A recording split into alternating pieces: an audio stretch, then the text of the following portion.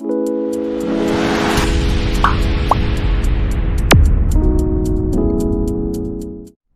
Guys, welcome to my YouTube channel coding with Kartikesh. मैं हूं कार्तिकेश तिवारी और हम पढ़ रहे हैं ऊप्स के कंसेप्ट। मैंने पिछली लास्ट वीडियो में हमने ऊप्स के बारे में बताया था कि ऊप्स क्या है, कैसे काम करती है, बेसिक नॉलेज मैंने आपको दी थी। तो अगर आपको उसके बारे में ना पता हो तो आप मेरी प्रीवियस वीडियो में जाइए और उस वीडियो को देखिए। और उस पर मैंने आपको कुछ प्रिंसिपल्स बताए थे। ऊप्स के 6 प्रिंसिपल्स बताए थे, जिसमें कि मैंने मेंशन किया था object, class, encapsulation, inheritance, polymorphism और डेटा एब्स्ट्रैक्शन।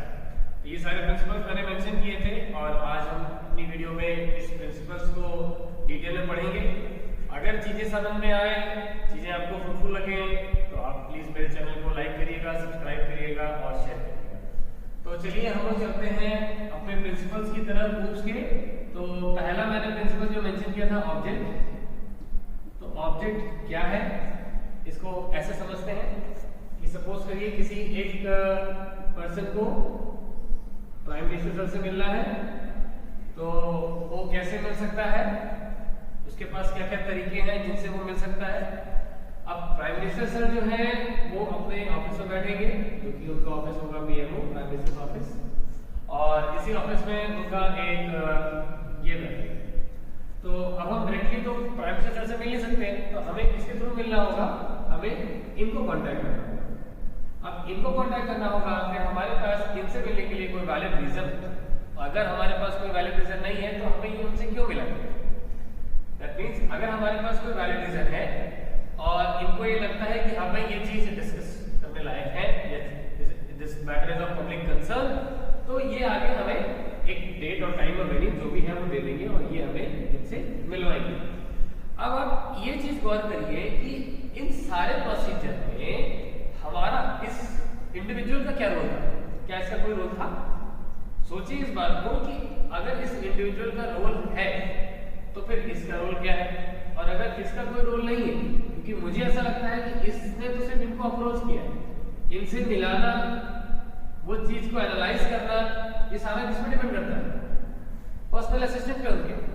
तो यहां मैं बोलूंगा कि उनका जो पर्सनल असिस्टेंट है वो एक ऑब्जेक्ट ना। अब वो ऑब्जेक्ट कैसे हो, अब चलिए इसकी थोड़ा डेफिनेशन देख लेते हैं, थोड़ा सा और डिटेल में समझ में आएगा। Object is a unique entity, unique entity with specific behavior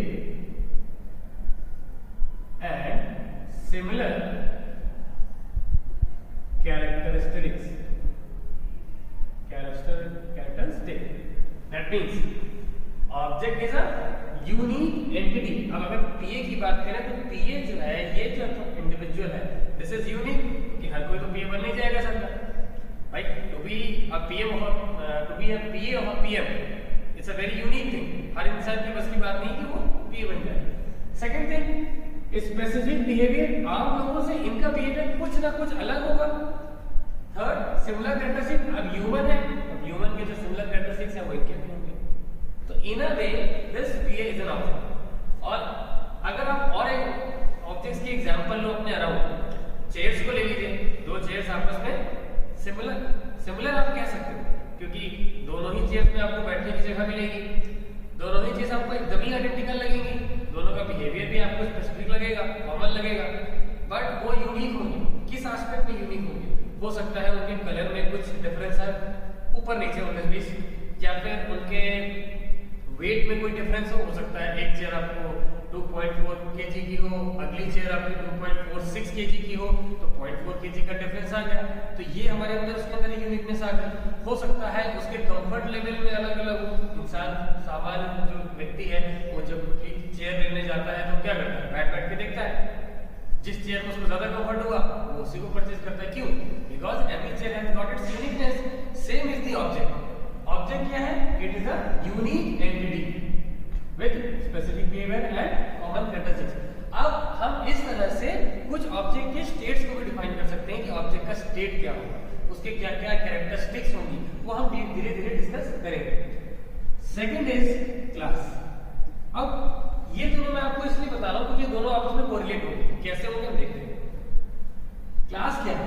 बोला जाता है class is a collection of objects. एक सिंपल सी लाइन है, बस यही पूरी एक लाइन पूरे वर्ड को समझा देगा कैसे।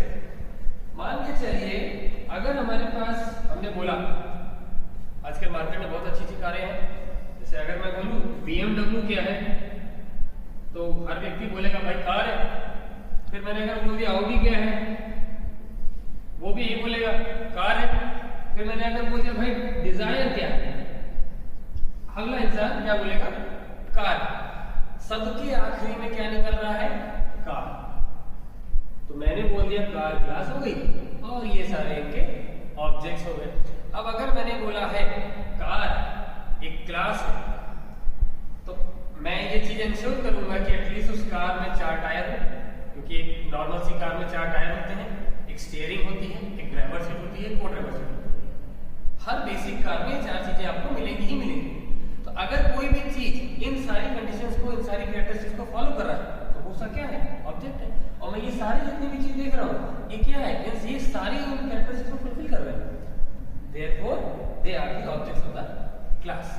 इसीलिए ऑब्जेक्ट और क्लास जो है आपस में कोरिलेट होता है। कभी कभी हम ये भी बोलते हैं कि class is an object factory. बहुत किताबों में आप लिखेंगे class is an object factory. अब ऑब्जेक्ट फैक्ट्री से आप मतलब समझ जाइए, मैंने आप लोगों को यह समझा दिया कैसे ऑब्जेक्ट फैक्ट्री। अब भाई अगर मैंने बोल दिया मारुति ऑल्टो, तो मारुति ऑल्टो भी क्या है? ऑब्जेक्ट है। क्यों? क्योंकि इस क्लास की सारी प्रॉपर्टीज को फुलफिल कर रही है, तभी वो उसकी ऑब्जेक्ट है। तो इस तरह से इन क्लास की मल्टीपल ऑब्जेक्ट हो सकते हैं, तभी हमें ये बोला जाता है कि class is an object factory. Now एक ऑब्जेक्ट्स के लिए भी एक लाइन बोली जाती है कि objects are the blueprint of class. आप लोग को कहीं ये भी लिखेंगे object are the blueprints of class. अब भाई ब्लूप्रिंट्स होते क्या है? जनरली ब्लूप्रिंट क्या होते हैं? कार्बन पेपर, ब्लू कलर के पेपर होते हैं, ऊपर कुछ लिखते हैं, नीचे छप जाते हैं। अब क्लास में तो ऐसे ही है। क्लास में क्या है? कैरेक्टरिस्टिक्स है, जो कि उनकी कैरेक्टरिस्टिक्स को फुलफिल किया वो सारा उसके ऑब्जेक्ट हो गए। तो क्या होता है? ऑब्जेक्ट्स इसके ब्लूप्रिंट होते हैं क्लास के। भाई अब मैंने अगर कार की क्लास बोल दिया है तो ये जितने भी हैं इनकी प्रॉपर्टीज को फॉलो कर रहे हैं, इनकी कैरेक्टरिस्टिक्स को फुलफिल कर रहे हैं। अगर ये फुलफिल कर रहे हैं तभी इनके ये ऑब्जेक्ट है। इसीलिए अब एक क्लास के खूब सारे ऑब्जेक्ट हो सकते हैं। इसीलिए अब चाहे आप इसको इस तरह से बोलिए कि class is an object factory, चाहे ये बोलिए object are the blueprint of a class, means the same. बस लाइंस अलग है। अब हम किस कंटेक्स्ट में क्या बात करते हैं दैट इज डिफरेंट। सेकंड, अब हम आपको बताएंगे कि क्लास और ऑब्जेक्ट्स के बेसिक सिंटैक्स क्या होते हैं, जो कि आपको नॉर्मली, अब अगर क्लास 9th या 10th का बच्चा होगा तो उसको बेसिक सिंटैक्स उसके एग्जाम, बोर्ड एग्जाम में आएगा। अगर वो बच्चा 11th 12th में होगा तो उसको क्लास और ऑब्जेक्ट्स के प्रोग्राम बनाने में उसकी मदद करेगा। और अगर बच्चा हमारा ग्रेजुएशन में होगा तो उसको ये आपके बेसिक, आपका जो भी इंटरव्यू पैनल हुआ उसमें पूछ सकते हैं कि सिंटैक्स क्या होता है ऑब्जेक्ट बनाने का, या फिर जो भी आपके क्वेश्चंस होते हैं वो आपको हेल्प करेगा। तो बेसिक सिंटैक्स पहले मैं, क्योंकि मैंने शुरुआत में बोला था कि मैं जावा और C++ दोनों के रेफरेंस से बनाऊंगा, तो ये आपका मैं दोनों के रेफरेंस से बता दे रहा हूँ। अगर हम जावा की बात करें तो जो जावा का जो सिंटैक्स फॉर ऑब्जेक्ट क्रिएशन होगा वो क्या होगा? Syntax for object creation. Java में क्या होगा? जावा में होता है आपका क्लास नेम, फिर object name equals to new then class name. ये हम जावा का बता रहे हैं। और फिर हमारा होगा ओपन एंड क्लोज पैरेंथेसिस। ये चीजें थोड़ा सा ध्यान रखिए कि जब हम प्रोग्रामिंग की बात करते हैं तो यहाँ पे ब्रैकेट नहीं होते हैं, इनको हम बोलते हैं ओपन एंड क्लोज पैरेंथेसिस, जो कि बहुत ही एक मिथ है। बहुत जनरली ये लोग जानते हैं कि ये ब्रैकेट है, बट नहीं, we say this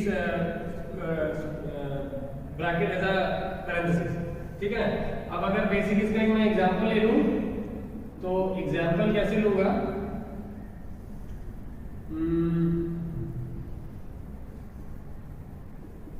employ star is equals to new employ. ये चीज ध्यान रखिएगा, जो ये वर्ड लिखा है वही एग्जैक्टली यहाँ पे होगा। Now this is an object name. अब मैं इस लाइन को कैसे बोलूंगा कि the staff is an object belonging to class employ. That means हमारी एक क्लास है एम्प्लॉय की और उसका एक ऑब्जेक्ट है स्टाफ। यहाँ पे मैंने एक कीवर्ड का इस्तेमाल किया है, आगे हम समझेंगे कि कीवर्ड क्या होते हैं। पहले अब यहाँ देखिए, ये एक बेसिकली कीवर्ड है, इनको हम रिजर्व वर्ड भी कहते हैं। ये ऐसे वर्ड्स होते हैं जिनको हम नॉर्मल प्रोग्रामिंग में यूज नहीं करते हैं। नॉर्मल प्रोग्रामिंग में यूज नहीं करते हैं इसका मतलब हम बेसिक प्रोग्रामिंग से जो पैराडाइम होते हैं, जो वेरिएबल हमने ले लिया या जो भी कुछ ले लिया, उसमें हम इन कीवर्ड्स को इस्तेमाल नहीं करते। अब हम करते हैं कि बताते हैं कि न्यू का क्या होता है। बिकॉज बेसिकली न्यू जो है एक तरीके का ऑपरेटर है, ये कीवर्ड हमको मैंने बताया, जो कि क्या करता है, it is used to create new objects of class.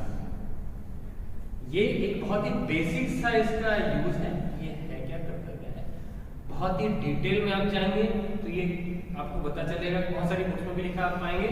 New is an keyword which is used to allocate dynamic memory to the class.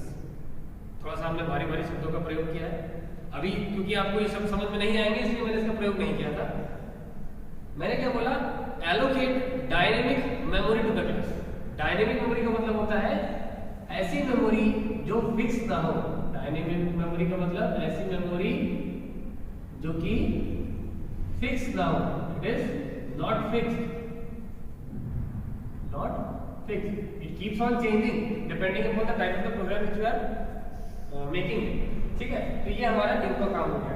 अब अगर जैसे सपोज करिए मैंने दूसरा एग्जांपल ले लिया, flower lily equals to new flower. That means now lily is a object belonging to class flower. इस तरह से ना ये जो ऑब्जेक्ट क्रिएशन का सिंटैक्स है ये आपके जावा के बेस पे। ना अगर हमें ये C++ के बेस पे बनाना होगा तो C++ फिर हम अब इसको C++ में कैसे करेंगे। C++ में करने के लिए हमें क्या करना होता है, इसमें थोड़ा सा ऑब्जेक्ट क्रिएशन का जो सिंटैक्स है वो थोड़ा सा इजी है। इसका जो सिंटैक्स आप करेंगे वो सिंपल सा लिखेंगे, class name and object name. इसमें हम न्यू ऑपरेटर का इस्तेमाल नहीं करते हैं। We simply write the class and the object. For example अगर मैं लिखा फ्लावर लिली, ना इसमें सिंपली हमने डिक्लेरेशन कर दिया lily is an object belonging to class flower. ये हमारे बेसिक कुछ क्लास एंड ऑब्जेक्ट्स के बारे में डिस्कशन थे। ये हमने जैसे कि मैंने पहले बताया कि आपको बहुत हेल्प करेंगे। 9th से 12th के जो बच्चे हैं उनको 9th-10th के बच्चों का तो पेपर में ही आता है syntax for creating an object. 11th-12th का बेसिक क्लास एंड ऑब्जेक्ट्स में ये मदद करेगा कैसे बनाते हैं ऑब्जेक्ट। और ग्रेजुएशन के बच्चों के लिए बहुत इंपॉर्टेंट है क्योंकि इंटरव्यू बेस्ड क्वेश्चंस हैं और आपकी जितनी भी प्रोग्रामिंग लैंग्वेजेस हैं वो इन्हीं सब पे बेस्ड है। फर्दर अगर आपको मेरी वीडियो ये पसंद आई हो, कंटेंट आपको समझ में आया हो, चीजें कंसेप्ट आपके क्लियर हुए हो, तो प्लीज मेरी वीडियो को लाइक करिए, चैनल को सब्सक्राइब करिए और शेयर करिए अपने दोस्तों के बीच में। जो फर्दर आगे के हमारे कंसेप्ट हैं उसके वो हम अपनी नेक्स्ट वीडियोस में डिस्कस करेंगे। Thank you.